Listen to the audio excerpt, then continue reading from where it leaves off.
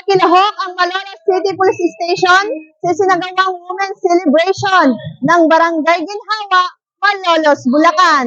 Ang nasabing aktibidad ay pinangunahan ni Honorable Paul Richard Concepcion, Barangay Captain ng nasabing barangay, katuwang si Police Lieutenant Colonel Andre Antones S. Manglo, Chief of Police ng Malolos City Police Station, kasama ang ibang opisyales ng barangay. Naghandog ng food snacks, libreng gupit, libreng manicure at pedicure at mga kagamitan sa bahay ang nasabing mga grupo para sa mga kababaihang residente ng Barangay Ginhawa. Labis ang tuwa at pasasalamat ng mga benepisyaryo na nakatanggap ng regalo at tulong, ganun din sa mga opisyales ng barangay dahil sa presensya ng mga kapulisan sa nasabing aktibidad.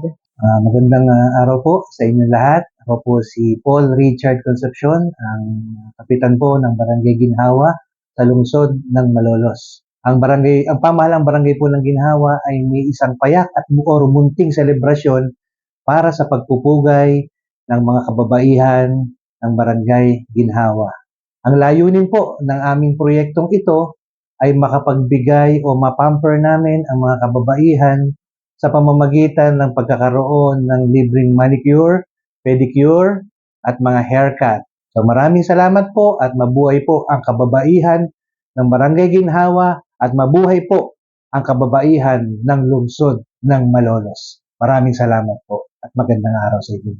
Layunin ng pamahalaan ng Barangay Ginhawa at Malolos PNP na makapagpaabot ng tulong sa pamamagitan ng pagsusulong ng iba't ibang programa upang may paramdam ang nararapat na pagkalinga at pagmamahal sa mamamayang nasasakupan. Mula dito sa City of Malolos, Bulacan, ako ang iyong PNN Correspondent Patrolwoman Mildred A. Tawagon, alagad ng batas, tagataguyod ng Balitang Pulis.